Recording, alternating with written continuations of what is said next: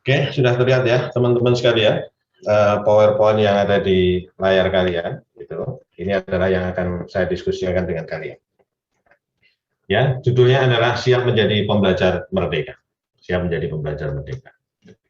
Hari ini tanggal 6 September 2021. Terima kasih kalian telah bergabung dengan Universitas Jana Badra. Universitas yang telah membesarkan saya, tadi disampaikan oleh Mbak Wiwin. Saya alumni Jana Badra tahun 1999. Oke ya. Oke, sebentar. Oke, saya ucapkan dulu selamat datang Janars 2025. Oke, tahu makna 2025, Mas dan Mbak? Ya, saya sebut kalian sebagai Janars. Janars itu kalau pakai ers itu kan artinya fans, ya, fans dari Jana Badra. Saya sebut Janars 2025. Artinya hari ini kalian harus berkomitmen, kalian angkatan 2021, dan saya mohon kalian keluar Jana Badra di tahun 2025.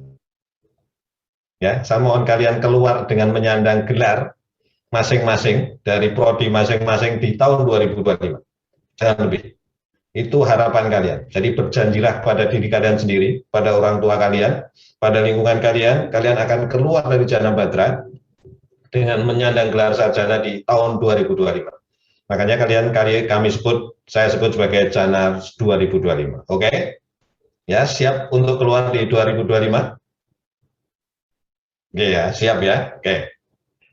Kemudian saya sampaikan juga bahwa kalian beruntung masuk di Universitas Jana Badra, universitas yang saat ini menduduki ranking 134 dari 2.136 perguruan tinggi di Indonesia. Tadi disampaikan oleh Pak Rektor ya, ini datanya, data dari Dikti. Jadi ranking ini merupakan ranking yang dihimpun oleh Kemdikbud, jadi bukan ranking yang dibuat oleh kami. Kalian masuk ke dalam universitas yang cukup besar di Indonesia, yang memiliki ranking 134 dari 2.136 perguruan tinggi. Jadi bersyukurlah, jadilah Janars 2025. Jadi harapan kami, kamu menjadi sarjana di 2025. Jangan terlalu panjang seperti saya ya, ketika menempuh studi. Oke, tak kenal maka tak sayang. Oke, saya sebut dulu. Ini perkenalan dari saya. Oke, biar kalian lihat nih, bagaimana transformasi hidup saya. Saya masuk Jana Badra itu tahun 1990. Saya berasal dari desa yang di daerah Dieng lah ya, jadi dekat dengan Dieng. Saya lulus SMA Negeri 1 Wonosobo. Coba kalian cek di Google kalian atau di Google Map kalian, kira-kira Wonosobo itu letaknya di mana. Kalau yang bukan orang Jawa Tengah atau bukan orang Jogja mungkin tidak kenal mana Wonosobo. Wonosobo itu adalah sebuah kota kecil di kira-kira di kaki pegunungan Dieng, ya, Wonosobo. Nah, saya masuk Jogja itu tahun 1990. Kira-kira wajah saya ketika masuk Universitas Jana Badra itu di 1990 itu seperti itu. Lihat yang gambar paling sebelah kiri, oke ya, masih culun lah kayak kalian saat ini ya, kira-kira seperti itu, ya. Kemudian selanjutnya saya lulus sarjana di program studi teknik sipil Universitas Jana Badra, Fakultas Teknik gitu, tahun 1999. Oke, jadi kira-kira wajah saya ketika saya lulus itu seperti yang gambar di nomor 2 ya, gambar nomor 2 itu tahun 1999. Itu ketika saya lulus itu kira-kira wajahnya seperti itu. Ya, transformasi dari ketika SMA kemudian jadi sarjana, menyandang gelar sarjana teknik, walaupun dulu bapak saya pengennya itu jadi insinyur gitu. Ya, bapak saya itu pengen saya itu jadi insinyur, tapi ternyata di sekitar tahun 97 insinyur itu dihilangkan menjadi sarjana teknik gitu ya. Jadi itu di tahun 1999 saya lulus sarjana teknik. Kira-kira tampangnya itu tampang saya ketika saya mau menikah itu foto saya ketika berada di depan rumah calon mertua saya. Oke ya. Kemudian selanjutnya transformasinya lagi adalah tadi sudah disampaikan juga oleh Mbak Wiwin. Tahun 2009. Tahun 2009 saya selesai S2 itu tahun 2001, 2002, 2003. Tahun S2 di Institut Teknologi Bandung selesai di tahun 2003, kemudian melanjutkan S3 selesai di tahun 2009. Ya, kira-kira wajah saya ketika lulus doktor itu seperti itulah. Saya doktor di usia 35 tahun, ya, 2009. Kemudian saat ini 2021, ini dilihat 2021 ya 2021. Nah, ini 2021 yang paling wajah paling kanan, ya, mungkin mulai tampak bijaksana ini wajahnya, oke, teman-teman sekalian, mulai tampak bijaksana. 2021, itu mungkin yang ada di flyernya, gitu ya. Saya sekarang diamanai oleh Universitas Gadjah Mada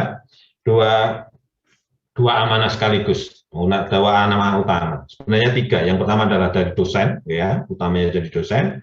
Kemudian amanah kedua, saya diminta untuk memegang atau mengetuai program studi Magister Teknik Sipil Universitas Gadjah Mada. Kemudian saya juga diamanai sebagai Ketua Pusat Pengembangan Kompetensi. Makanya hari ini saya diminta untuk memberikan kuliah umum. Saya tidak akan memberikan kuliah umum terkait dengan bidang ilmu saya, yaitu bidang ilmu transportasi. Tapi saya akan memberikan kuliah umum terkait dengan bagaimana kalian harus mencikapi dunia saat ini yang akan kalian jalani, gitu ya, terkait dengan pendidikan dan sebagainya. Kemudian saya termasuk Gen X, ya, itu ada di bawah nama saya, ada Gen X. Nah, nanti kalian akan saya tahu apa itu Gen X. Gen itu ya orang-orang yang sudah mulai senior seperti saya, disebut generasi X, gitu ya. Kalau kalian tuh masuknya ke generasi Z, gitu ya. Oke, ini perkenalan dari saya. Semoga ketika kalian ketemu saya di kampus nanti kalau sudah di luar jaringan, kalian bisa mengenal saya, ya. Mungkin nanti bisa menyapa saya dan sebagainya. Oke. Kemudian saya kenalkan juga bahwa program sarjana Universitas Gadjah Mada itu memiliki 8 program sarjana. Ya, yang pertama adalah program studi hukum, dari Fakultas Hukum, sekarang terakreditasi A.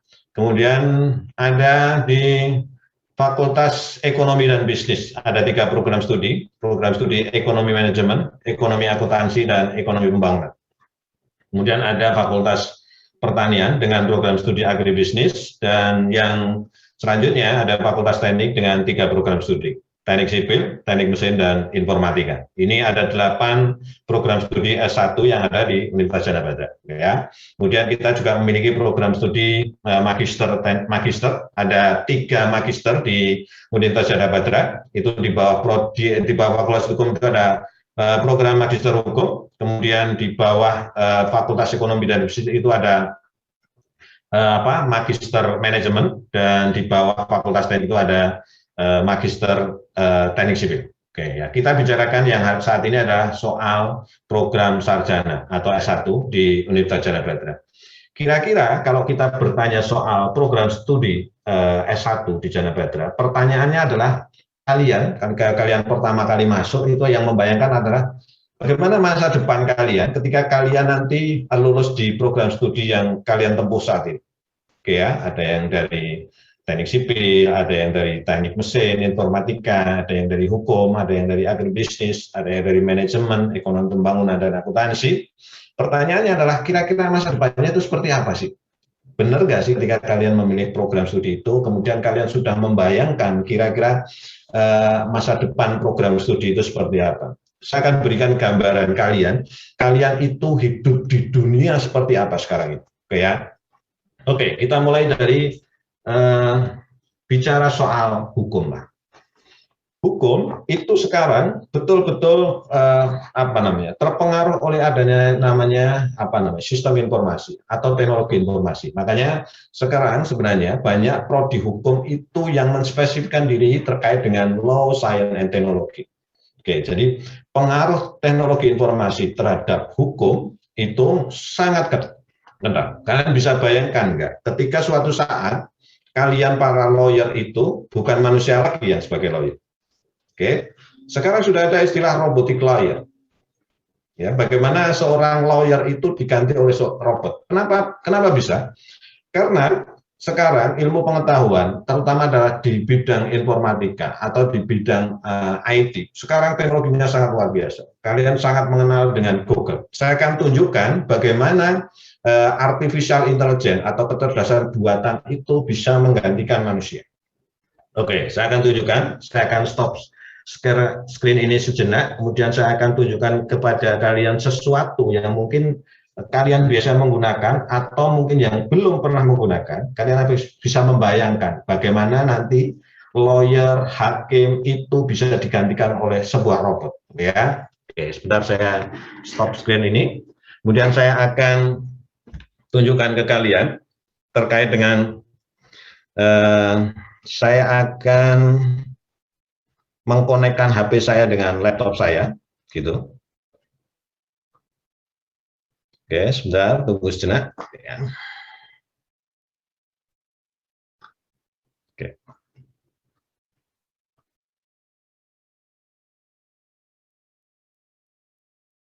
Oke. Semoga kalian sudah bisa melihat layar HP saya ada di ada di layar screen sekalian, sudah ya? Ada tulisannya Galaxy Store gitu ya. Oke, saya tunjukkan sesuatu. Saya akan mencari apa hukumannya bagi seorang pembunuh, katakanlah ya. Kalian sudah biasa menggunakan Alexis atau apa namanya? Google Assistant atau Bixby atau yang menggunakan iPhone menggunakan Siri. Kita coba cek ya. Oke, saya akan mencari. Saya coba kasih contoh. Oke, punishment for murder.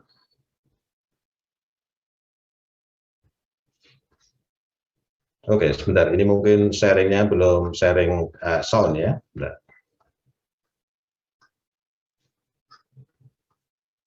Oke, saya menggunakan apa namanya Google Assistant untuk mencari sebuah hukum. Contoh, punishment for murder. Oke, secara otomatis Google akan mencari buat kalian terkait dengan punishment itu. Ya, dia berdasarkan law berapa dan sebagainya. Saya kasih lagi mamanya. Bagaimana dengan Indonesia? How about Indonesia? Oke, dia mencarikan otomatis capital punishment in Indonesia. Ya, kamu bisa mencari apa saja itu dengan menggunakan perangkat ini. Ini yang disebut dengan artificial intelligence. Mungkin kalian sering mengenal, tapi kalian tidak pernah menggunakan. Oke, saya lanjutkan lagi ya.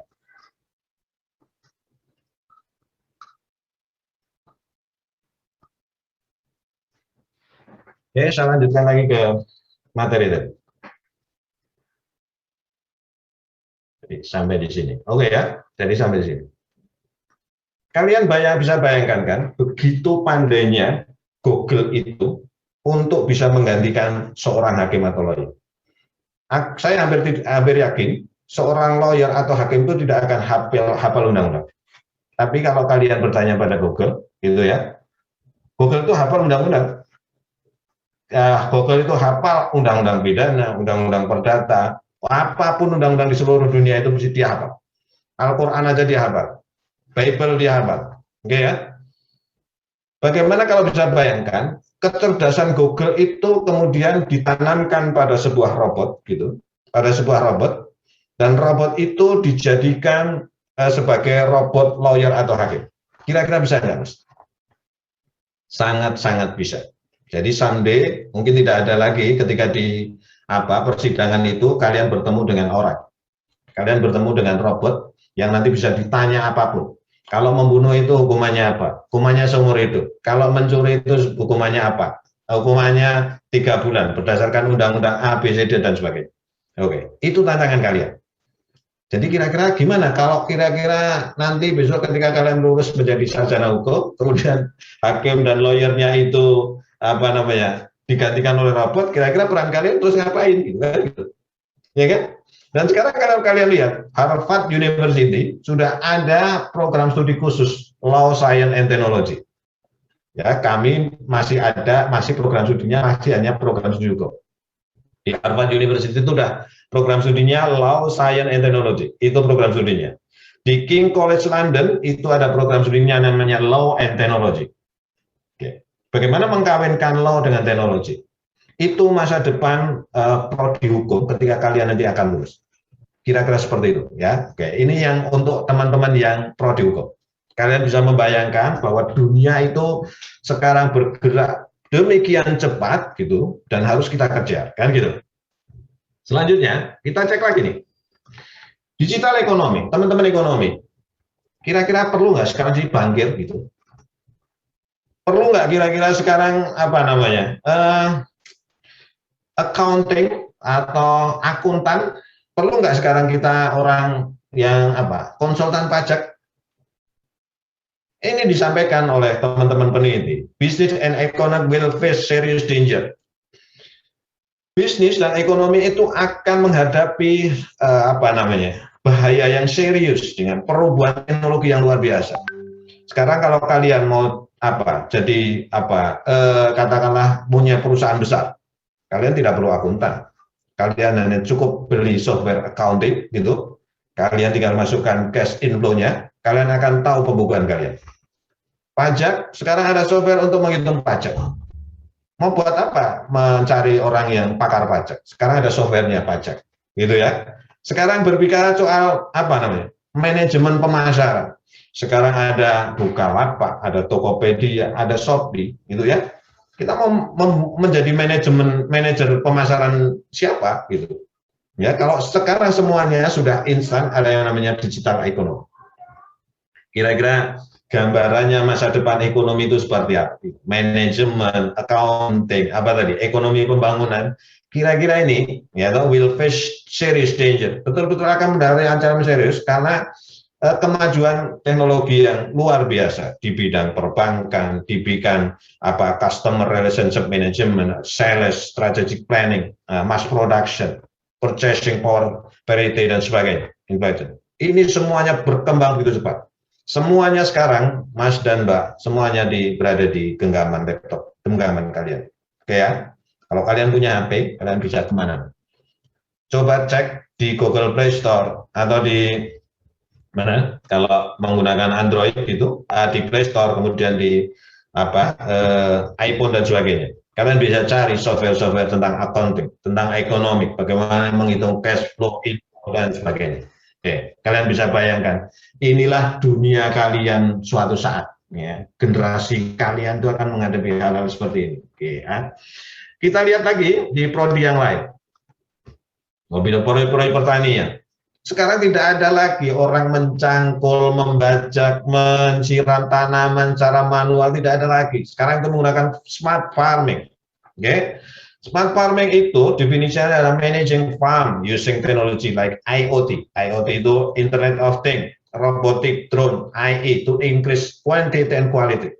Bayangkan ketika sekarang orang menyiram tanaman itu menggunakan drone. Dan semua sudah dilakukan. Kamu ceklah di YouTube, kamu cek di Google. Bagaimana orang menyiram tanaman itu menggunakan drone. Bagaimana harvesting atau pemanenan itu berjalan sangat singkat, kemudian sampai packing selesai itu di lahan, di fieldnya.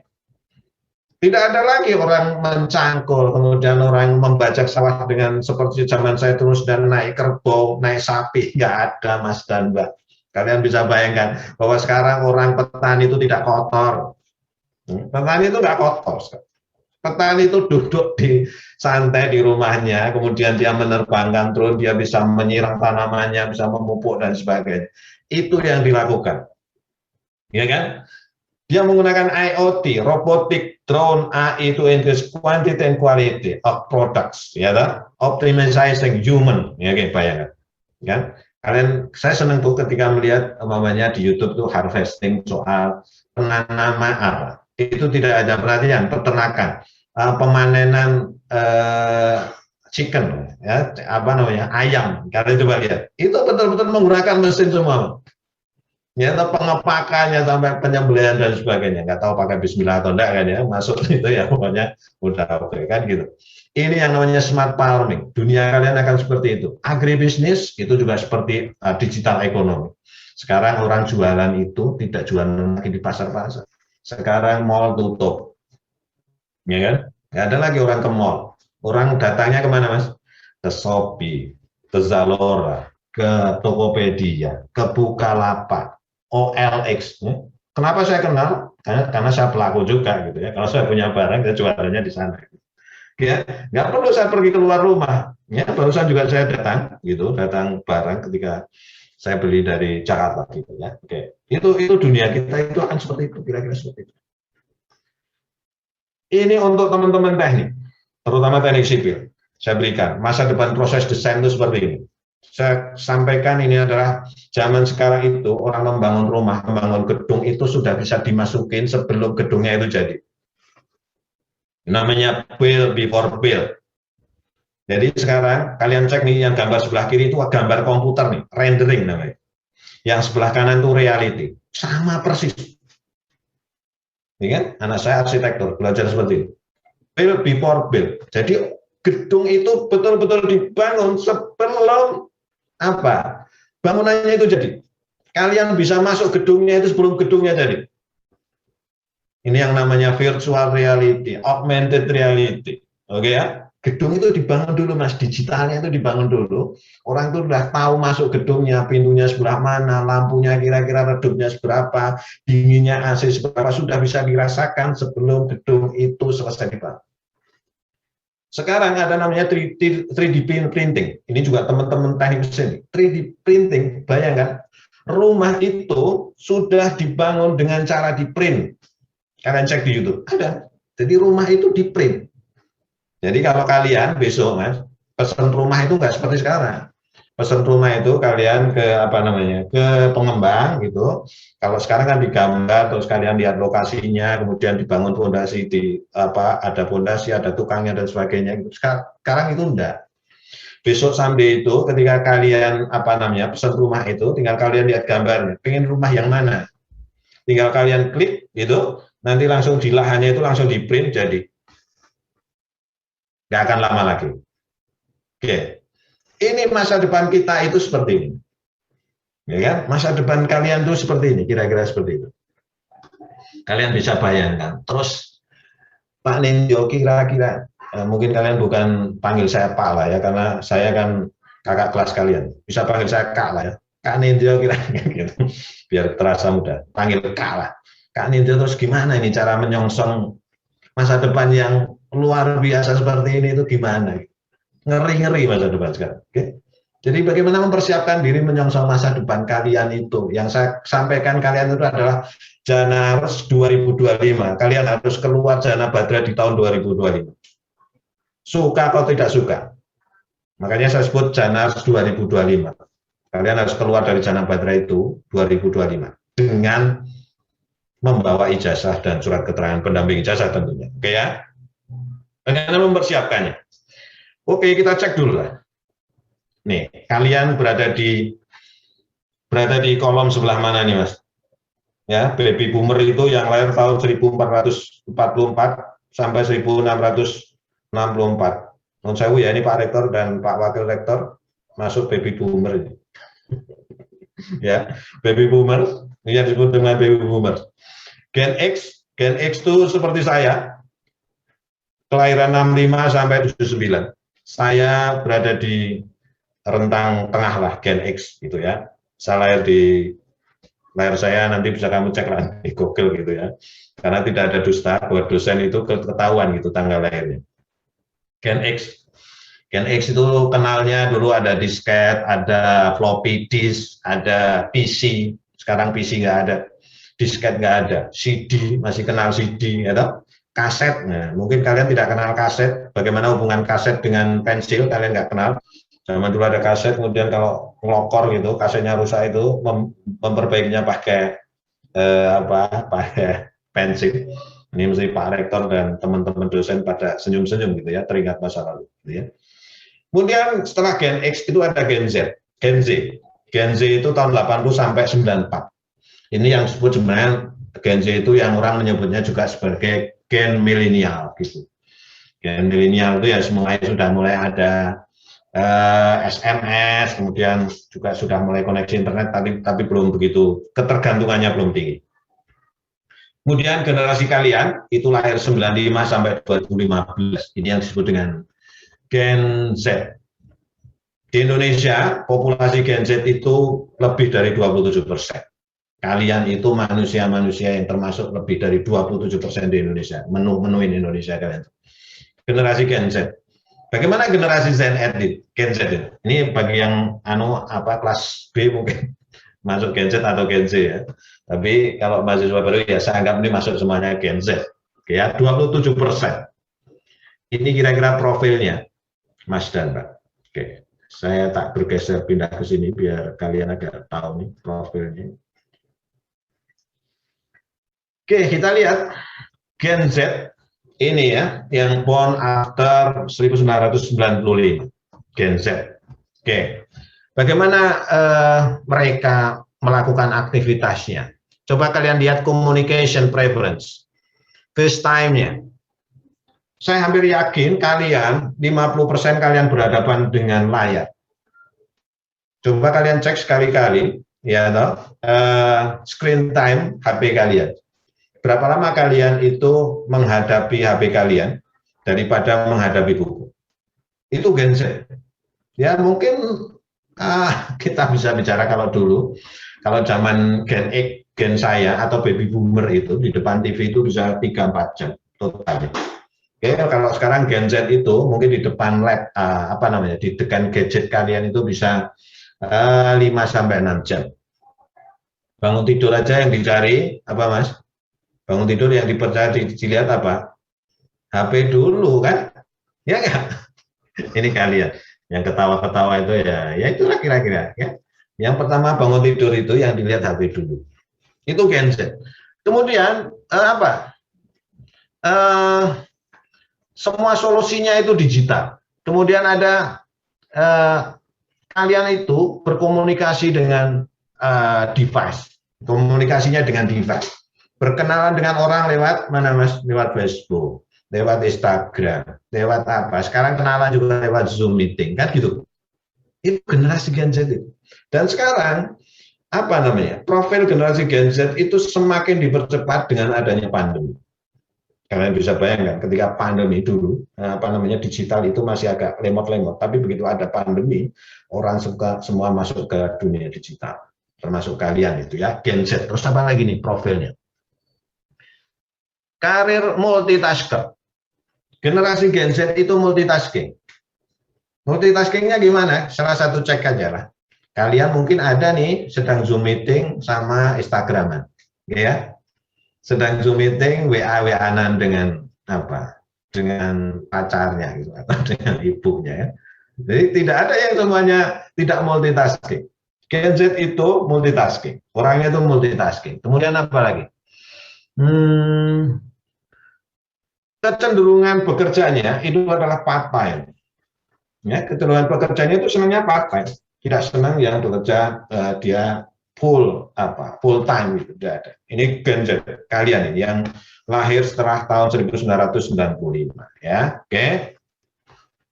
Selanjutnya ini kira-kira profil kalian. Kalian harus paham ini karakteristik kalian, karakteristik Gen Z. Termasuk kami juga dosen itu harus memahami karakteristik kaum Gen Z itu seperti apa gitu ya. Oke. Nah, terus bagaimana mempersiapkannya kan gitu persiapannya. Oke. Ini kompetensi yang harus kalian miliki saat ini. Gen Z itu harus memiliki kompetensi, paling tidak ada 1, 2, 3, 4, 5, 6, 7 kompetensi yang harus kalian miliki. Ya toh, para dosen juga harus tahu nih, bahwa Gen Z sekarang itu orangnya harus kreatif. Tidak ada Gen Z yang tidak kreatif. Kemudian nanti akan saya jelaskan bagaimana sebuah kreativitas itu yang bisa dilakukan oleh kaum Gen Z. Kemudian critical thinking, problem solving. Ya, karena tadi multitasking pasti critical thinking dan problem solving. Kemudian communication, collaboration. Sekarang bukan dunianya saling sikut-sikutan di Gen Z itu, walaupun kalian di dunia digital, dunianya itu adalah communication dan collaboration. Kemudian harus inovatif, adaptif. Kemudian digital literasi juga harus kalian kuasai, leadership serta cross cultural understanding. Oke, saya jelaskan satu-satu. Ini kira-kira kompetensi yang harus kalian miliki. Mbak Wiwin, saya dapat jatah sampai jam berapa?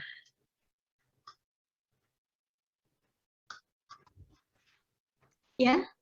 Saya dapat jatah sampai jam berapa, Mbak Wiwin? Ya, mungkin 15 menit lagi, Oh ya, selanjutnya akan diisi dengan sesi diskusi. Oke, ya, semoga selesai ya, 15 menit lagi. Kalian bisa lihat gambar itu, gambar sebuah roti, bungkusnya itu apa ini, kayak orang apa binatang yang makan. Inilah kreatif. Gen Z itu sekarang seperti itu. Kalau sekarang Mas, kalian tidak punya kreativitas, matilah. Ya, semua harus kreatif. Kreatif itu expertise, kamu harus ahli, skillnya harus tinggi, punya motivasi yang kuat. Jadi Gen Z itu harus punya motivasi yang kuat. Kenapa? Persaingan dunia persaingan kalian semakin luar biasa. Tidak seperti saya, seperti zaman saya itu mungkin orang insinyur di Indonesia baru dapat dihitung. Sarjana teknik mungkin bisa dihitung. Sekarang itu yang namanya sarjana teknik, sarjana ekonomi udah di pasar itu banyak Mas. Ya kan, kalian comot aja gitu, random orang Indonesia kalian comot gitu, tak gitu, sarjana nih Mas. Kan? Kalau zaman saya enggak, comot gini SD gitu, comot gini SMP gitu. Apalagi zamannya Pak Rektor, ya, comot gini itu SD, SMP. Kalau sekarang Mas, orang Indonesia kalian comot gini, tak gitu, sarjana. Kalau kalian tidak kreatif, ya loh, orang Gen Z itu enggak kreatif, ya akan susah hidup. Oke, ya jadi harus kreatif. Karena harus mempunyai kompetensi yang kreatif. Kemudian selanjutnya, kalian kenal Butejo, Mas? Atau ada yang nggak kenal dengan Butejo? Jadi wong sing solo tip gitu. Gitu? Critical thinking, problem solving. Kalian harus jadi bagian dari solusi, bukan jadi bagian dari masalah. Ya, harus solo tip. Jadi wong itu solo tip kan. Solo tip itu cirinya apa? Ya toh kamu bisa memahami problemnya, kamu bisa berpikir dengan cerdas, kamu punya alasan mempertimbangkan sesuatu, kamu bisa menganalisis yang dalam, kalian bisa mengevaluasi sesuatu, kalian bisa apa namanya menyajikan pemecahan masalah gitu, kalian bisa membuat decision gitu ya, kalian bisa memberikan solusi, bagian dari solusi. Kaum Gen Z itu harus punya kompetensi critical thinking yang disampaikan Bu Tejo. Jadi wong sing solo tip gitu, ya kan? Bu Tejo aja udah tahu Mas, kalau Gen Z itu harus solo tip gitu. Ini seperti Bu Tejo lah, kira-kira seperti itu. Kemudian apa lagi? Communication collaboration. Kalian harus punya kemampuan bekerja sama, saling bersinergi, beradaptasi dalam berbagai peran dan tanggung jawab, serta menghormati perbedaan. Ya, tidak boleh lagi sikut-sikutan. Generasi Gen Z itu harus punya kemampuan communication collaboration. Walaupun communication collaboration-nya itu tidak dilakukan apa namanya secara fisik nih ya, tapi mungkin kalian bisa bekerja sama lewat Zoom meeting, kemudian kalian bisa bekerja sama secara digital dan sebagainya. Sekarang orang itu bekerja mungkin tidak kenal secara fisik. Ya, saya beberapa kali bekerja sama dengan orang itu baru kenal secara fisik itu setelah setahun, 2 tahun baru kenal fisik. Selebihnya itu saya bekerja dengan mereka itu interaksinya melalui digital gitu ya, digital dan ya, bisa dilakukan communication collaboration. Nyatanya hari ini kita bisa berkomunikasi dengan kalian, kemudian berkolaborasi dengan teman-teman panitia untuk menyelenggarakan permak ini kan, ya kan? Yang penting adalah keterampilan bagaimana bekerja sama, bersinergi, saling memberi kebaikan, bukan saling menjatuhkan. Oke ya, beradaptasi dengan berbagai peran dan tanggung jawab. Oke, serta saling menghormati perbedaan. Itu kalian juga harus kalian punya ini keahlian itu. Selanjutnya, innovation, adaptability, kayak Bung Lon lah. Kenapa saya katakan itu? Generasi Gen Z itu harus generasi yang bukan generasi yang gaptek. Teknologi itu berkembang begitu cepat. Kalian harus beradaptasi begitu cepat, Mas. Oke, ya kan? Sekarang kalian punya HP aja mungkin nggak lewat 1 tahun atau 2 tahun itu udah ganti software-nya. Ya, setiap saat kalau kalian pegang HP ini Android, iPhone dan sebagainya, coba kalian pernah hitung nggak berapa kali dalam sebulan kalian itu mendapatkan notifikasi update sistem? Ya, setiap saat itu kalian diupdate sistem itu update terus. Kalau kalian tidak beradaptasi, itu luar biasa. Bunglon aja bisa.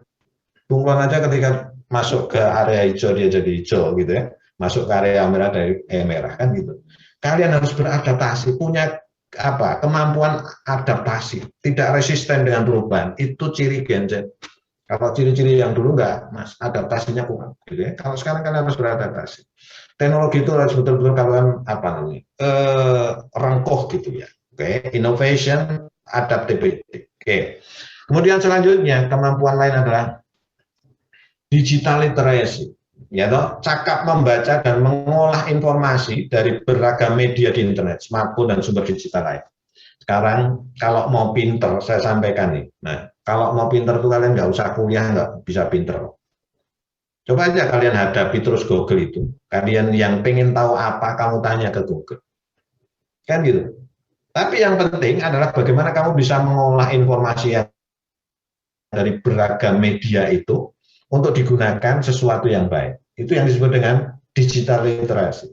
Kenapa kalian perlu kuliah? Karena kalian perlu mendapatkan jalan atau guideline untuk menggunakan hal-hal seperti itu. Bukan soal hanya pinternya saja. Kalau soal pinternya, dosen itu kalah pinter dengan Google, Mas. Saya jauh kalau dengan Google. Kan gitu. Kalian kan tinggal kalau pengen pinter hafal Google, ya loh, Google aja tanya ini ABC, mau masak, obat panu, obat kadas, kurap aja tahu Google. Ya kan? Sampai ekstrimnya kan saya bilang Google itu hafal Quran, Mas. Mungkin Ustadz tidak banyak yang hafal Quran. Ya toh, pendeta nggak banyak yang hafal Bible. Oke, tapi Google itu hafal Bible. Coba kamu tanyalah ayat berapa gitu, surat apa gitu, Google itu tahu.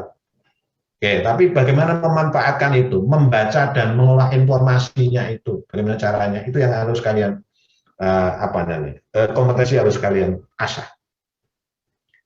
Selanjutnya leadership. Ini gambarnya. Kami tidak ingin kalian menjadi bos. Saya ingin kalian itu menjadi leader.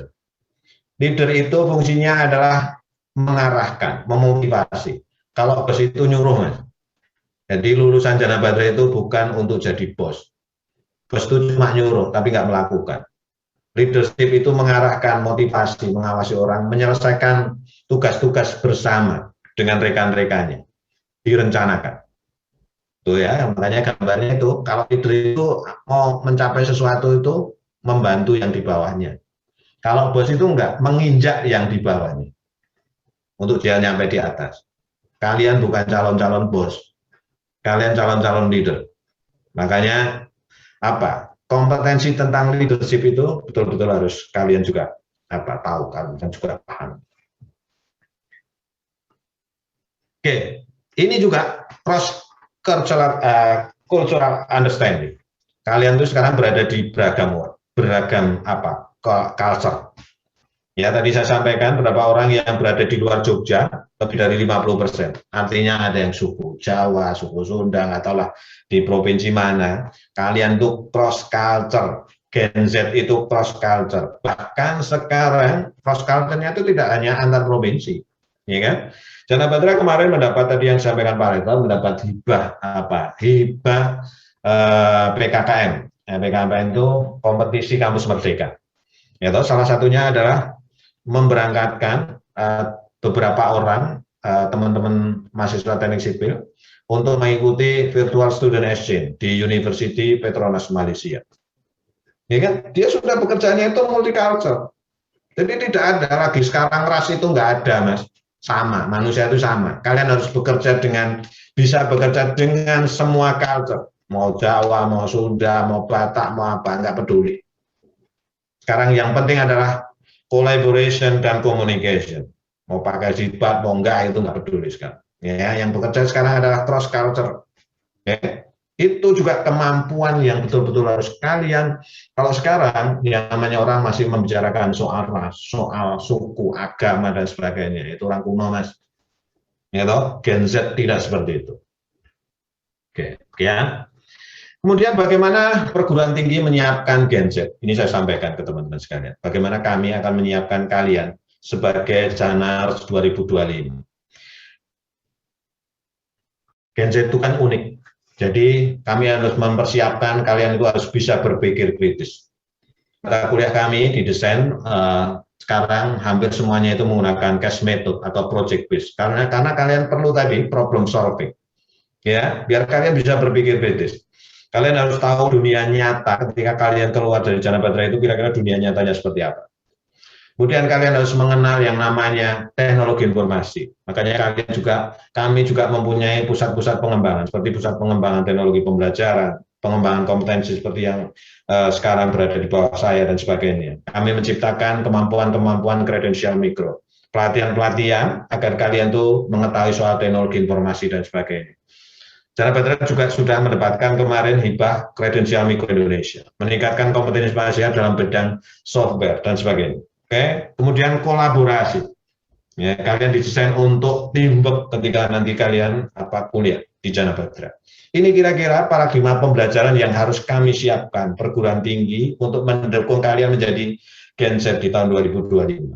Janars 2025. Oke ya. Selanjutnya, kami juga tidak menginginkan antara gap akademik dan industri, artinya kalian tidak boleh lagi ketika kalian lulus itu, kemudian kalian harus mencari pekerjaan karena kalian tidak mempunyai kompetensi yang cukup. Itu namanya gap akademik dan industri, itu dihilangkan. Cara menghilangkannya adalah seperti ini. Kalau dulu zaman saya, kurikulum itu hanya sebatas pengetahuan, ilmu pengetahuan. Ya kuliah pulang, kupu-kupu malam, ya. Kuliah pulang. Oke. Dulu zaman dulu seperti itu, ya hanya di nomor 2 itu. Kalau sekarang tidak boleh. Jadi kemampuan berkarya juga ada, sikap dan tata nilai harus dipertimbangkan, kemampuan kerja umum juga harus, kemampuan kerja khusus juga harus dilatih. Ini yang namanya kerangka kurikulum nasional Indonesia. Kami sudah mengadopsi itu untuk mempersiapkan kalian. Caranya adalah seperti ini. Nah, ini yang tadi disampaikan oleh Pak Rektor, saya garis bawahi. Caranya seperti ini, kurikulum zaman now sekarang itu adalah Merdeka Belajar Kampus Merdeka. Ini digagas oleh Pak Menteri sebenarnya. Kemudian Jana Batra melakukan ini karena dalam rangka menyiapkan tadi kompetensi buat kalian.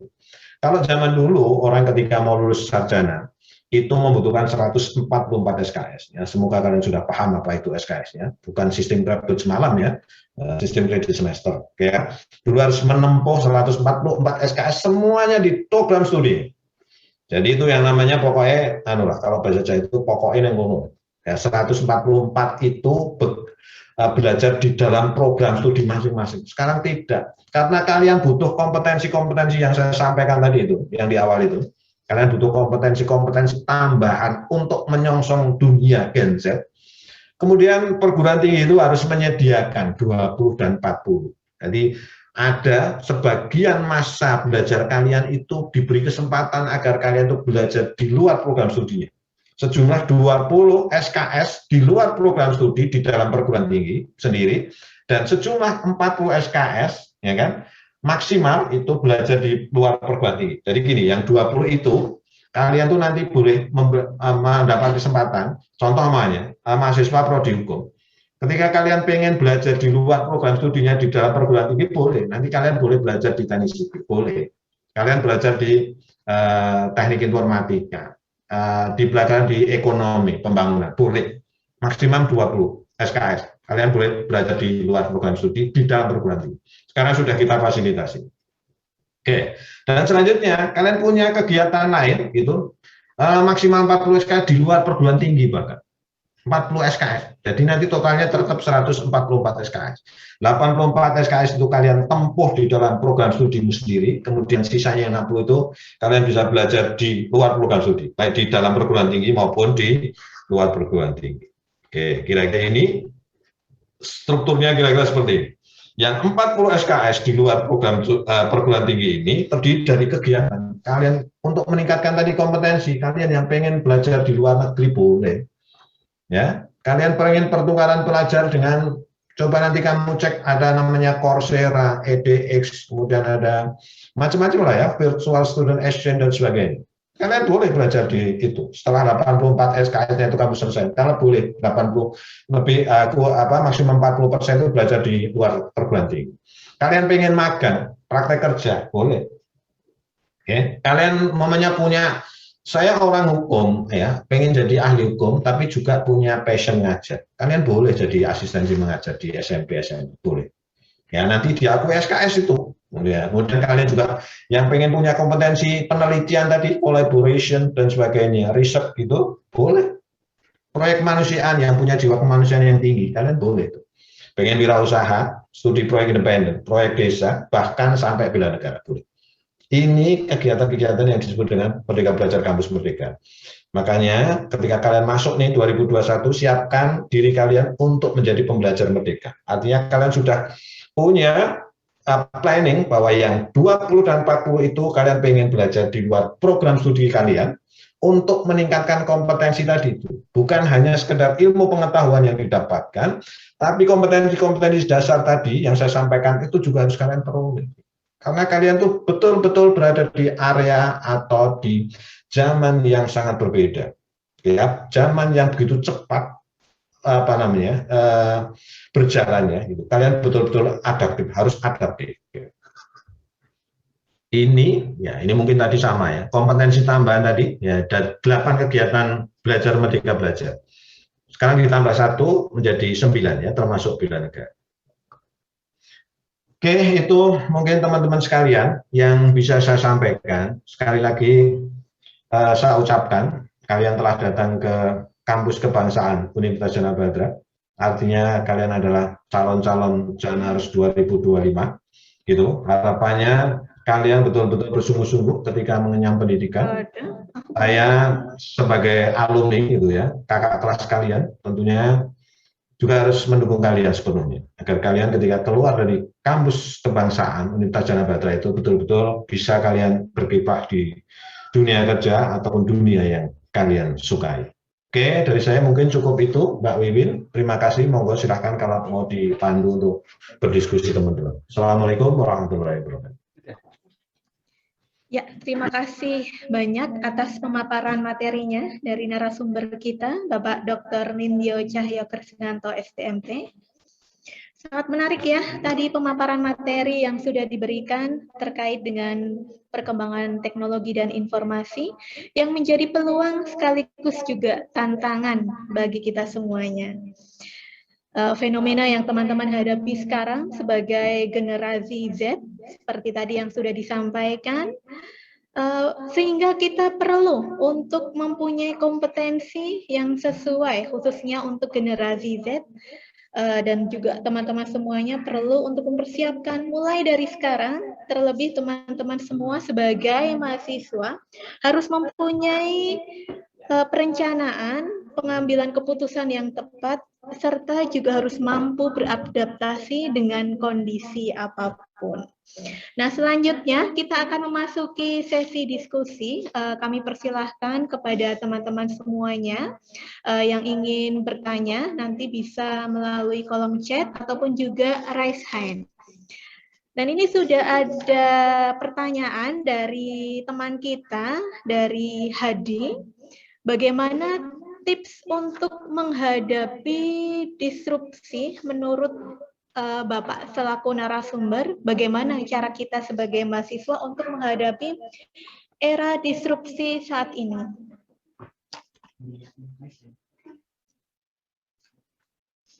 Mungkin bisa langsung dijawab Bapak untuk pertanyaan dari teman kita, dari Mas Hadi. Mas Hadi, mana Mas Hadi? Mas Hadi? Masih on, Mas Hadi?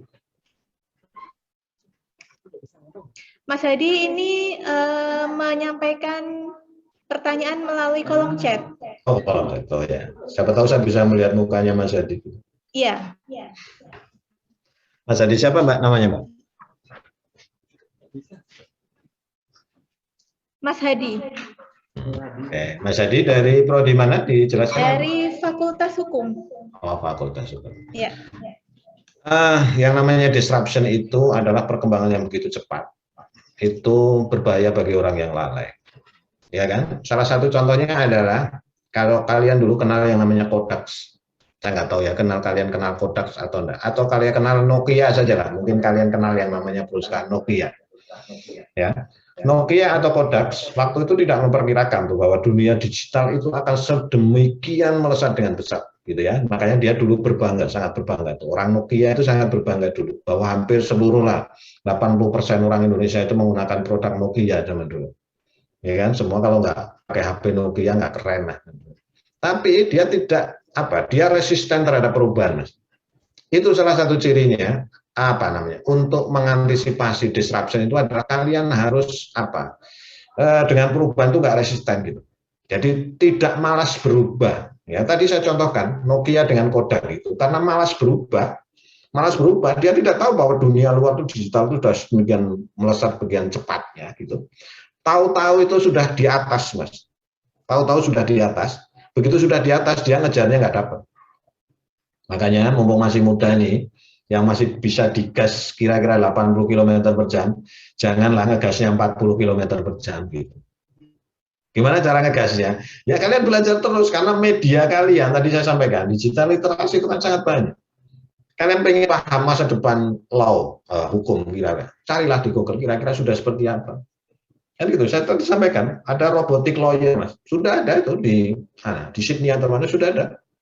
Jadi ketika orang nanti itu cuma berhadapan dengan besok kalau ya sekarang kalau kalian bisa bayangkan ya pelanggaran apa pelanggaran kendaraan bermotor ngapain perlu hakim manusia ya pelanggarannya kan udah jelas ya kan menerobos lampu merah dan kan ketemu aja robot kan kita bisa aja ketemu robot kan robot hakim gitu ketemu terus ditanya pelanggarannya apa kan gitu ngeklik pelanggarannya ini udah keluar langsung dendanya.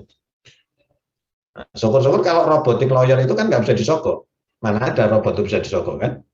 Kan gitu. Makanya kalian harus apa? Tidak boleh apa? Resisten terhadap perubahan. Itu intinya bagaimana kita mempersiapkan diri di era disruption sekarang ini. Hati-hati, betul-betul. Kalian harus betul-betul berubah dengan cepat. Caranya gimana? Ya harus belajar. Kalau bisa ngegas 80 km per jam, ngapain harus ngegas 40 km per jam? Mumpung masih muda lah, digasnya masih ketika digas itu masih bisa kuat gitu. Kalau sudah umur gitu ya, digas itu nggak tambah cepet Mas, gitu. Tapi tambah merotolin kalau motor gitu. Tapi kalau nanti kalian sudah terbiasa ngegas 80 di usia kalian yang sudah senior, kalian tetap bisa berjalan di kecepatan terhadap perubahan. Oke, terima kasih banyak Bapak Nindyo atas jawaban dari pertanyaan teman kita Mas Hadi tadi. Jadi era disrupsi ini tadi merupakan hal yang tidak dapat kita hindari ya. Akan tetapi kita harus tetap untuk mengikuti dan menyesuaikan sesuai dengan perkembangan yang ada. Nah tadi sambil menunggu pertanyaan dari teman-teman yang lainnya ya terkait dengan pemaparan tadi yang sudah disampaikan oleh Kak Nindyo ya, saya manggilnya Kak ini. Enggak Mbak, karena ini kan adik-adik pengen kelas dipanggil saya. Kak. Oke, kita sebagai generasi Z ya, tadi kita harus mensikapi perkembangan teknologi yang ada. Terlebih saat ini nanti teman-teman semuanya selaku mahasiswa di Universitas Jana Badra di tengah kondisi pandemi saat ini, kita mengikuti pembelajaran nantinya secara online seperti itu. Nah, ini bagaimana teman-teman semuanya nanti untuk mempersiapkan diri, terutama harus mengikuti perkembangan zaman, terlebih nanti kita mengikuti pembelajaran berbasis pada pembelajaran online. Hal-hal apa yang perlu dipersiapkan bagi teman-teman semuanya? Gimana ini Kak, mensikapi perkembangan teknologi yang ada di tengah nanti teman-teman semuanya mengikuti pembelajarannya melalui online? Oke, di era pembelajaran online saat ini, yang penting itu adalah soal kehadiran. Ya, soal kehadiran. Sebenarnya pembelajaran itu kan fungsinya apa namanya? Ketika kita belajar antara dosen dan mahasiswa, ketika kalian belajar di kelas, itu kan yang penting adalah kalian hadir kan. Ketika hadir itu ada interaksi. Hadir itu tidak melulu harus fisik ya. Kayak tadi saya sampaikan, makanya ketika saya di awal tadi saya sampaikan, saya pengen lihat wajah-wajah kalian. Karena saya pengen menghadirkan wajah-wajah kalian itu di benak saya ketika saya akan menyampaikan sesuatu. Ketika hadir itu ada kedekatan antara dosen dan mahasiswa. Kan gitu. Nah, kalau soal teknologinya, tentunya kalian harus siapkan gitu. Teknologi yang harus digunakan. Dan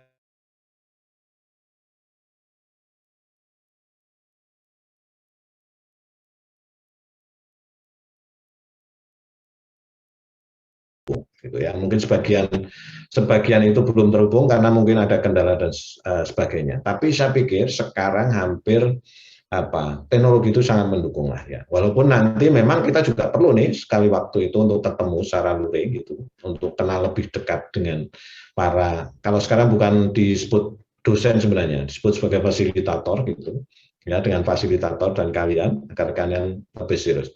Mungkin hanya gini ya, dipersiapkan itu adalah soal etika yang berbeda. Ya, digital etika itu beda dengan digital etika yang kalian biasa lakukan.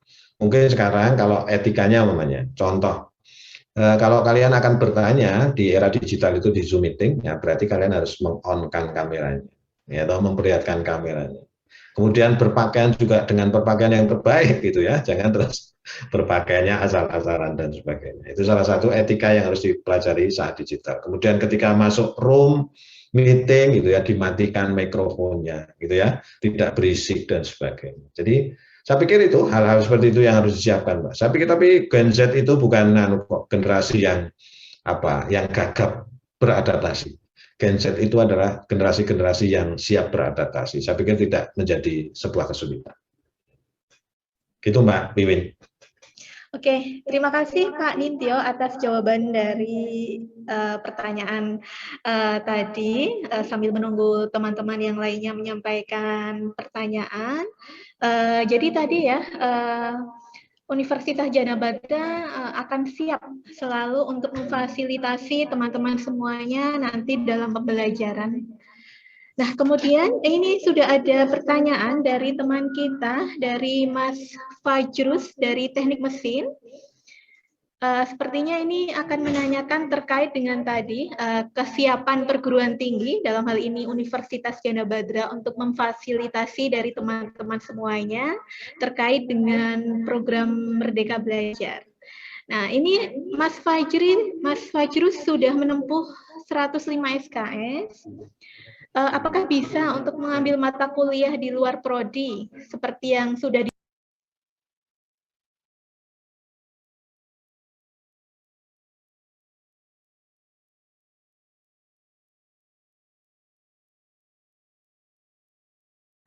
Teknik mesin, oke.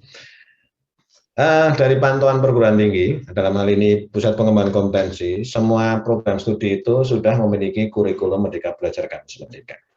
Ya, kewajiban melaksanakan Merdeka Belajar Kampus Merdeka itu sebenarnya di angkatan 2020, 2021. Tapi untuk angkatan yang lama, boleh itu dikonversikan. Kalau seandainya kalian pengen Merdeka Belajar, nanti kalian coba konsultasikan dengan kaprodinya berarti kalau mesin itu Pak Joko Winarno ya, saya nggak tahu beliau ada di ruang ini atau enggak gitu ya. Tapi semua kurikulum itu sudah disiapkan untuk Merdeka Belajar Kampus Merdeka, dan kami juga sudah bekerja sama dengan banyak instansi atau mitra gitu ya terkait dengan pembelajaran Merdeka Belajar Kampus Merdeka yang terdiri dari tadi ada 9 jenis kegiatan belajar mengajar. Walaupun tidak semua prodi itu menyiapkan dari ke-9 itu, tapi rata-rata mereka sudah menyiapkan itu untuk kegiatan-kegiatan seperti magang, KKN tematik, proyek penelitian atau riset, kemudian kewirausahaan kalau nggak salah itu juga sudah siap. Jadi saya pikir teman-teman nanti gini aja, untuk yang prodi itu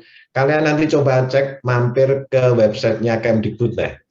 kampusmerdeka.kemdikbud.go.id. Di sana ada beberapa kegiatan Merdeka Belajar Kampus Merdeka. Kemudian kalian bisa cek kegiatan itu. Kemudian kalau sudah kalian cek, kalian yang suka apa gitu. Jadi bebas Merdeka itu bebas Mas. Yang mau makan silahkan, yang mau penelitian silahkan gitu ya.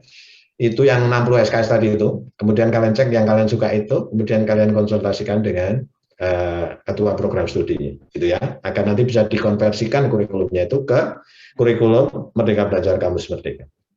Itu Mbak, saya pikir Jana Badra sudah siap untuk hal-hal itu. Ada lagi nggak? Oke, semoga jawaban dari narasumber kita, Pak Dr. Nindyo Cahyo Krisnanto, bisa cukup memberikan informasi ya, terutama bagi Mas Fajrus dari teknik mesin tadi dan juga teman-teman sudah pengen merdeka ya Mbak, yang ingin ikut berpartisipasi mengikuti kegiatan program Merdeka Belajar seperti itu. Ini juga ada beberapa pertanyaan yang masuk di dalam kolom chat. Di antaranya ada dari Mbak Ratna Cantika terkait dengan bagaimana cara kita untuk menjadi orang yang selalu aktif untuk mengikuti teknologi digital saat ini yang sangat berkembang.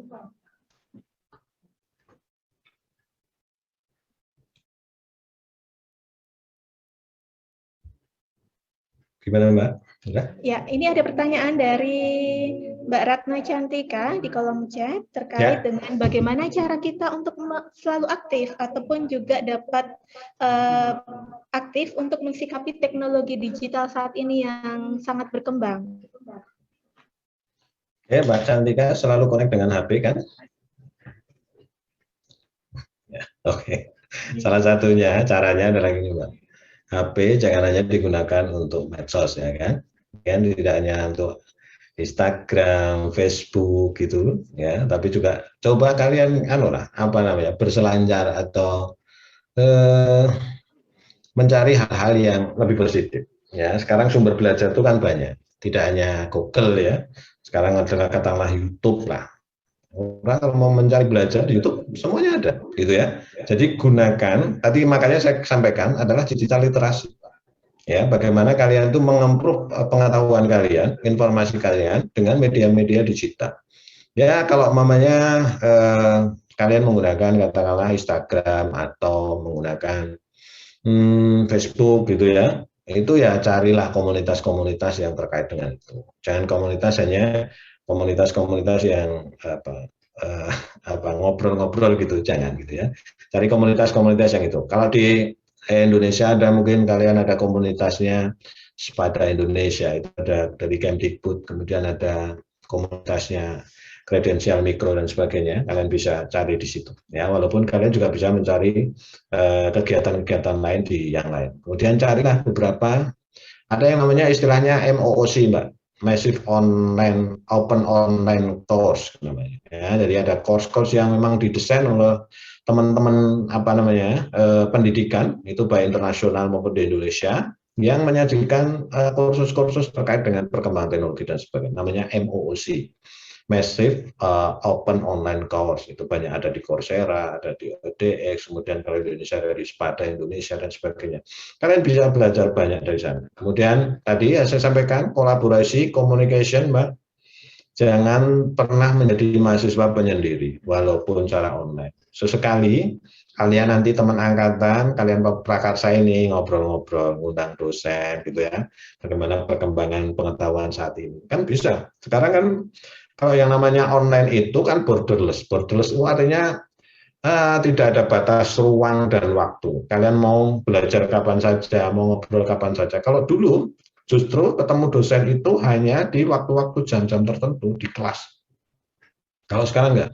Kalian belajar ketemu dengan teman-teman kalian juga bisa borderless, betul-betul tidak ada batas ruang dan waktu sekarang gitu ya. Mau malam, mau pagi gitu ya. Kalau sekarang Zoom meeting itu ada yang pagi Mbak. Ya, kadang saya juga diajak Zoom meeting jam 7 pagi udah Zoom meeting, jam 9 malam Zoom meeting gitu ya. Ngobrolkan sesuatu yang terkait dengan itu.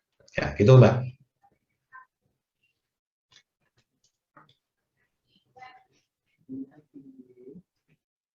Ya, terima kasih atas jawaban dari narasumber kita tadi yang terkait dari teman kita ada yang bertanya terkait bagaimana cara kita untuk aktif mensikapi perkembangan teknologi digital saat ini. Terlebih bagi teman-teman semuanya nanti tentunya tadi ya seperti yang sudah disampaikan juga akan menghadapi pembelajaran secara online sehingga nanti teman-teman semuanya harus aktif secara mandiri karena nanti sistem pembelajarannya berpusat kepada mahasiswa. Teman-teman semua harus aktif untuk mencari berbagai informasi terkait dengan pembelajaran, tidak hanya menerima materi dari dosen saja, kan, tapi teman-teman bisa secara luas untuk mencari informasi, tambahan referensi dari teknologi yang ada. Tadi disampaikan oleh narasumber banyak sekali ya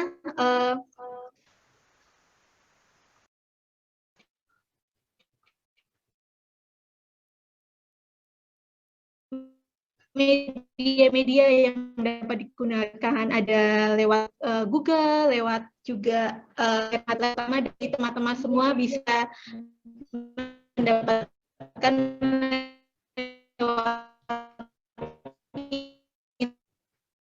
internet yang di mana informasinya. Nah, kami perlu pertanyaan untuk memulai ataupun juga meningkatkan kompetensi yang sesuai untuk generasi Z tadi. Tadi kan Kak Nindya udah cerita nih terkait dengan kompetensi yang harus dimiliki oleh generasi Z. Nah, ini bagaimana sih cara kita memulai, terutama bagi teman-teman mahasiswa agar mempunyai kompetensi yang sesuai dengan generasi Z tadi. Oke, Mbak Wiwi ya. Karena baterai itu sekarang sudah ada tadi ya, di setiap prodi itu ada pusat pengembangan kompetensi. Pusat pengembangan kompetensi itu memang didesain, dibentuk untuk meningkatkan kompetensi, baik mahasiswa maupun dosen. Ya, kompetensi apa saja? Makanya namanya pusat pengembangan kompetensi. Jadi tidak spesifik kompetensi apa gitu ya. Kompetensi itu bisa wujudnya hard skill ataupun soft skill. Yang tadi saya sampaikan ada beberapa hal itu kan ada yang hard skill sama soft skill. Paling gampang itu hard skill itu namanya kemampuan kalian dalam bidang penggunaan komputer lah gitu ya. Menggunakan Excel yang baik, ini yang paling sederhana ya, menggunakan MS Word yang baik, PowerPoint yang baik dan sebagainya. Itu namanya hard skill. Kemudian kemampuan soft skill, banyak komunikasi, kemudian kolaborasi dan sebagainya. Mungkin ada teman-teman mahasiswa itu yang pintar, tapi tidak bisa mengungkapkan mendeliver ide-idenya melalui karena dia tidak pintar untuk berkomunikasi dan sebagainya.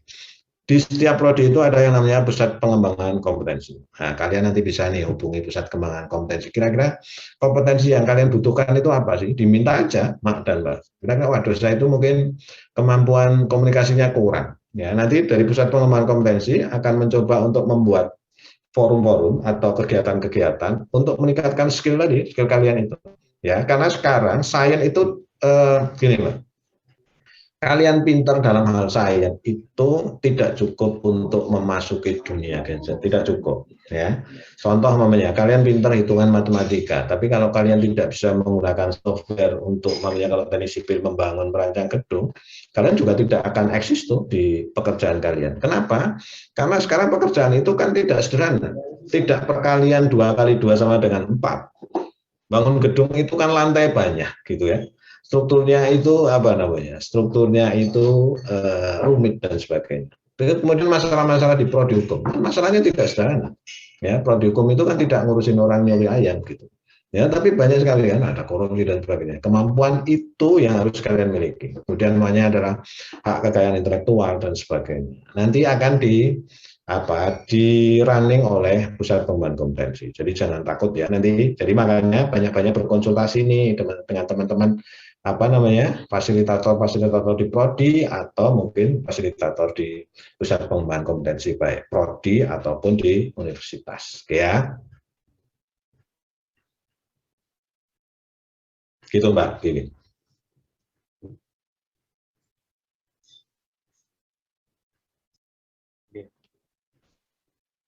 Ya, terima kasih sekali tadi Pak, sangat menarik ya jawaban dan pemaparan yang diberikan terkait dengan bagaimana kita untuk meningkatkan kompetensi kita selaku generasi Z ya, terutama bagi teman-teman semuanya yang saat ini sebentar lagi akan memulai kegiatan perkuliahan dan juga nanti harus siap untuk menghadapi segala kemungkinan-kemungkinan yang terjadi, di mana sebagai mahasiswa tentunya nanti banyak sekali hal yang akan teman-teman hadapi sehingga teman-teman dapat menyelesaikannya dengan baik.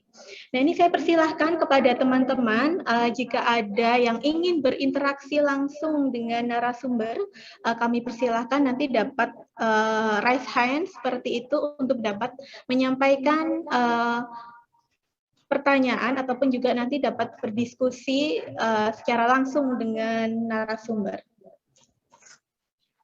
Sambil menunggu teman-teman yang lainnya, ini ada satu pertanyaan dari teman kita, dari Mas Jevon Laka dari Fakultas Hukum.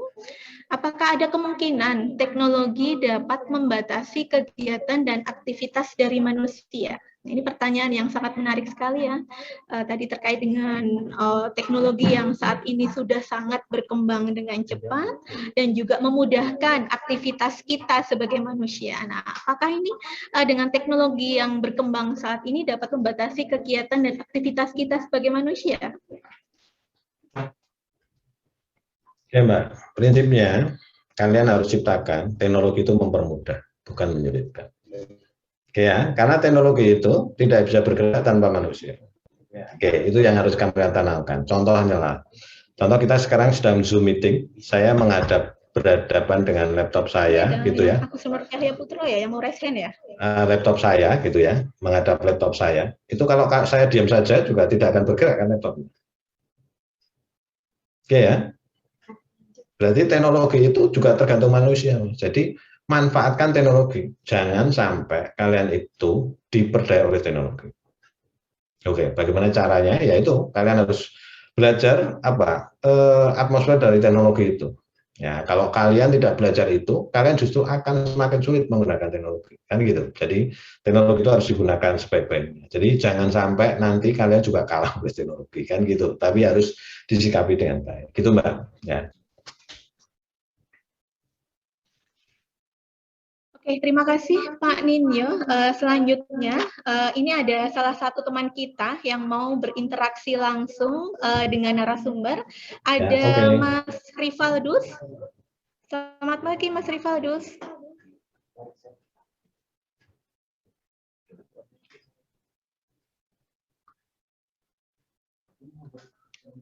Halo, Mas Rifaldus.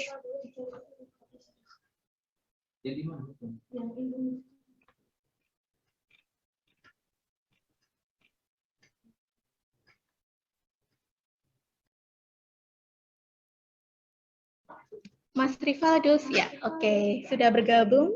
Mas Rifaldus. Silahkan Mas, untuk dapat menyampaikan pertanyaan ataupun juga hal-hal yang ingin ditanyakan kepada narasumber kita.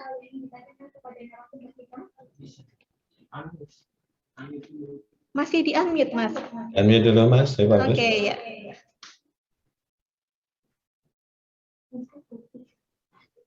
Masih mute, Mas. Masih di-mute, Mas.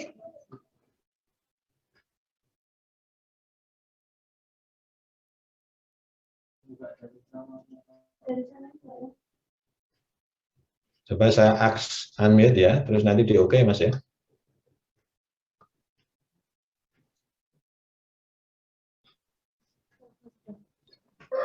Ya, oke, udah. Silakan Mas Rifaldus.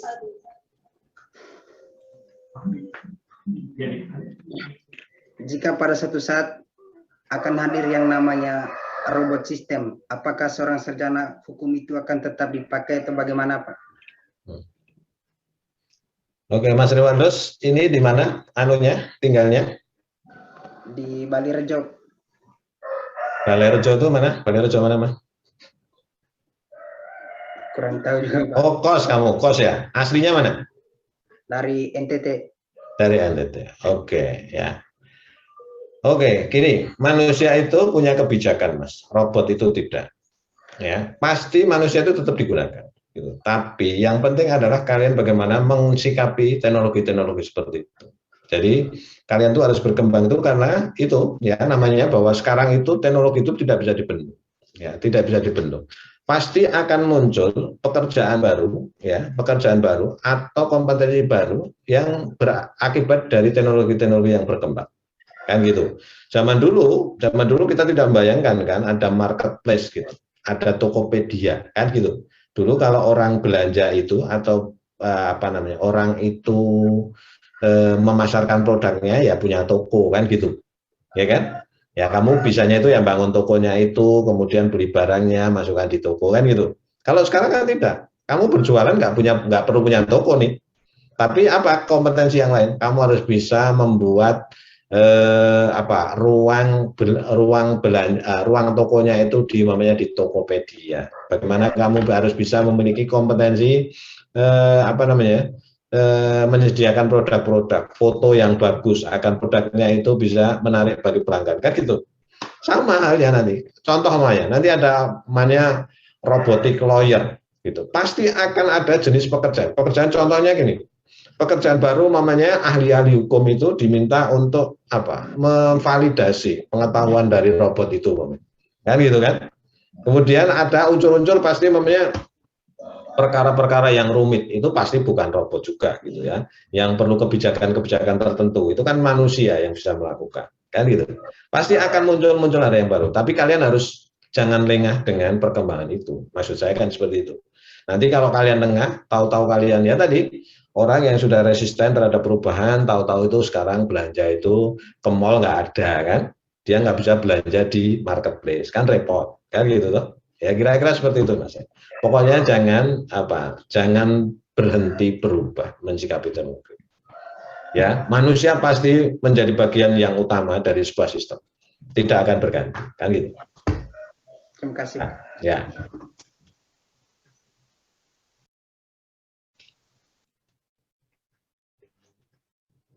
Oke, ya sangat menarik sekali ya tadi pertanyaan dari teman kita Mas Rivaldus.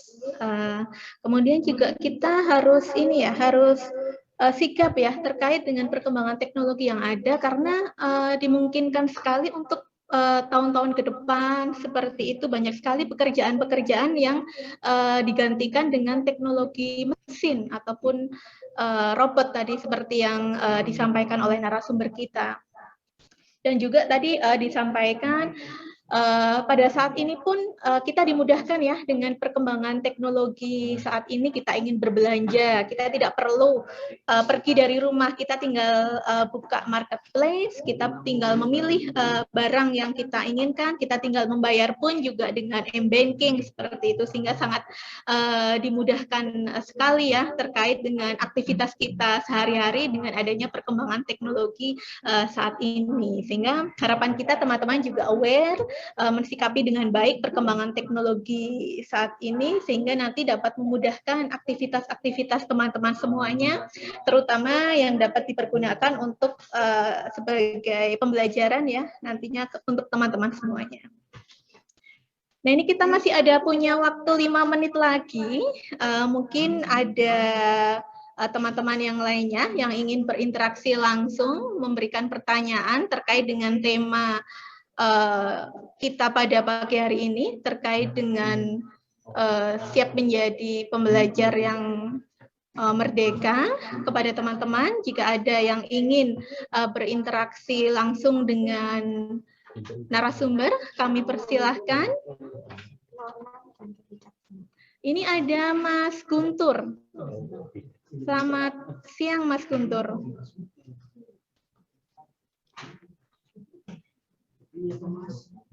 Mas Guntur.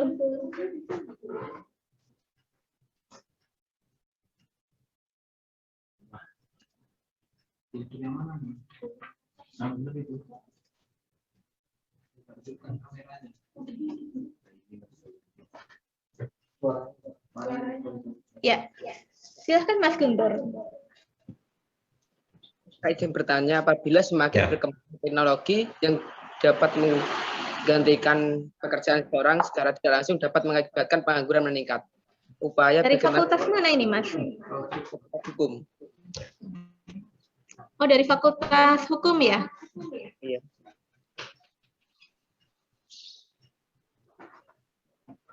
Bisa diulangi, Mas, pertanyaannya, Mas? Apabila semakin berkembangnya teknologi yang bisa menggantikan pekerjaan seseorang secara tidak langsung dapat mengakibatkan pengangguran meningkat. Bagaimana saya mengatasi pengangguran meningkat? Oke, Mas Guntur, rumahnya di mana, Mas Guntur? Blora, Pak. Sekarang berada di Blora ini? Ya. Oh ya, luar biasa ya. Kita bisa ketemu dengan orang Blora nih di luar. Oke, yang untuk teman-teman sekalian, jangan takut nganggur ya, toh. Kan gitu. Teknologi itu tercipta untuk efisiensi, tapi jenis pekerjaannya malah nambah, Mas. Bukan berat pekerjaannya ya, tapi jenis pekerjaannya malah nambah. Contoh paling gampang, karena saya orang teknik sipil ya. Teknik sipil itu ada dulu yang namanya pekerjaan drafter. Drafter itu pekerjaannya adalah menggambar. Oke ya. Kemudian muncul teknologi yang namanya AutoCAD. AutoCAD ya, Mas. AutoCAD, oke. Pekerjaan itu jauh lebih efisien, Mas, tapi ada muncul pekerjaan baru. Pekerjaan baru itu adalah apa? Drafter yang ahli AutoCAD.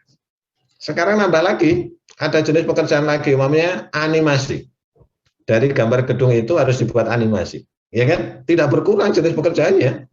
Justru jenis pekerjaannya nambah, tapi efisiensi pekerjaannya jauh lebih ringan. Kan gitu, jauh lebih cepat. Jadi jangan takut kalau dengan teknologi itu akan berkurang pekerjaan, nggak akan berkurang. Jenis pekerjaannya akan nambah, tapi efisiensinya jauh lebih bagus. Kan gitu. Coba aja cek-cek di tempat lain lah, makanya di mesin dan sebagainya. Efisiensinya jauh lebih bagus. Ya, hukum sekarang, Mama. Hukum nanti akan ada lagi namanya muncul baru. Ini mungkin sudah ada di teman-teman hukum. Dulu nggak bayangkan tuh ketika kita mencek namanya ada kasus korupsi gitu. Kasus korupsi itu sekarang buktinya, kalau dulu kan buktinya bentuknya apa, Mas? Fisik kan, ada kwitansi, kayak ada catatan. Kalau sekarang kan enggak. Karena buktinya apa? Email kan. Ketika ada email, butuh jenis pekerjaan baru, apa itu? Analisis bukti digital gitu, ya kan? Kan muncul pekerjaan baru. Itu yang kalian harus sikapi.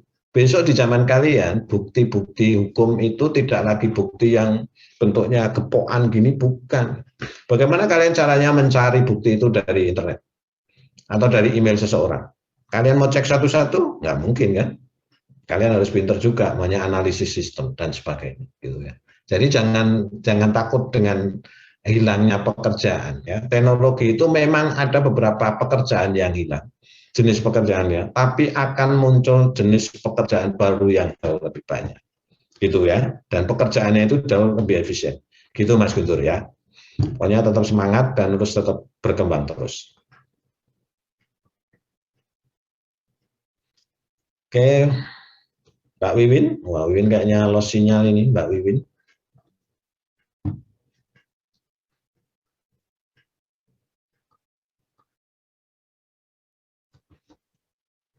Atau mungkin ada yang mau bertanya, ini beberapa resen. Ada Mbak Cantika kayaknya tadi udah ya. Ada Mas apa ini? Jeffrianus atau Mbak Dela mau menyampaikan sesuatu, Mbak Dela? Mbak Dela kayaknya resen mau menyampaikan sesuatu.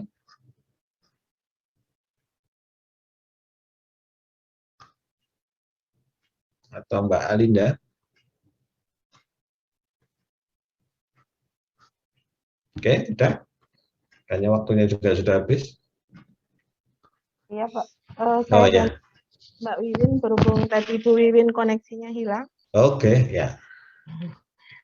Ya, mungkin ada satu lagi, mungkin Mbak Alinda tadi bisa di unmute, Mbak. Satu lagi ya, Pak. Ya, Mbak Linda, silakan Mbak Linda. Baik, terima kasih. Saya mau bertanya, bagaimana tips agar cepat berkolaborasi dengan teknologi? Karena sekarang banyak orang yang masih gagap teknologi.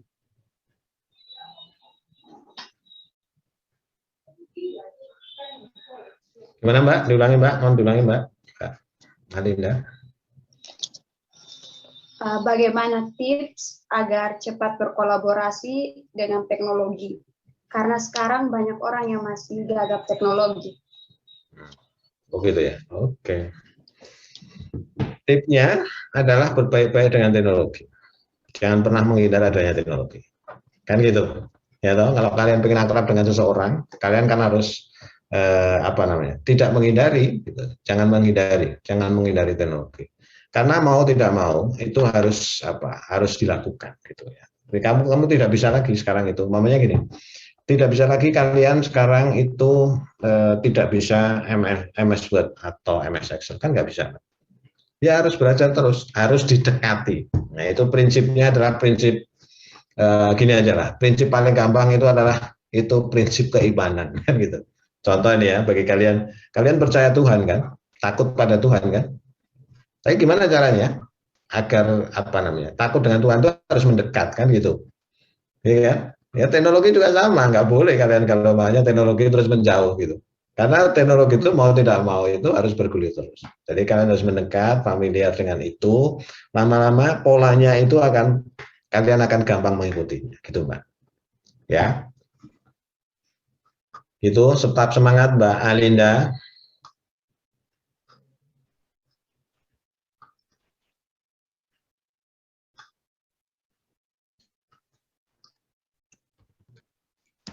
Oke, terima kasih kepada Mbak Alinda yang sudah memberikan pertanyaan kepada narasumber. Mohon maaf tadi ada lost connection sehingga tiba-tiba keluar dari ruang Zoom. Baiklah teman-teman, dikarenakan waktu kita yang terbatas untuk kegiatan kuliah umum ini, maka kuliah umum ini harus kita akhiri di pukul 11 siang. Mohon maaf sebelumnya kepada teman-teman semuanya jika banyak sekali pertanyaan dari teman-teman yang belum bisa terakomodir di sesi kuliah umum pada siang hari ini. Mungkin nanti di sesi selanjutnya kita bisa berinteraksi kembali untuk membahas berbagai banyak hal ya terkait nanti dengan tema-tema yang lainnya seperti itu. Sehingga kami sangat mengharap juga atensi dan juga partisipasi dari teman-teman lainnya di lain waktu. Terima kasih banyak kepada narasumber kita, Bapak Dr. Cahyo Krisnanto. Terima kasih banyak Kak Nindyo ya atas pemaparan materinya yang sangat menarik sekali pada pagi hingga siang hari ini dalam sesi kuliah umum kegiatan Permak Universitas Djana Badra tahun 2021.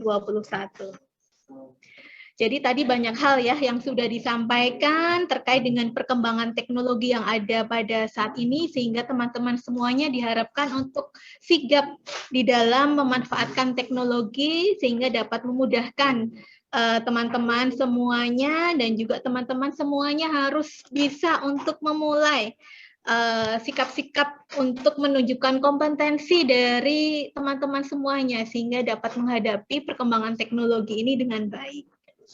Nah, dengan berakhirnya sesi tanya jawab ini, maka berakhir pula kegiatan kuliah umum pada pagi hingga siang hari ini.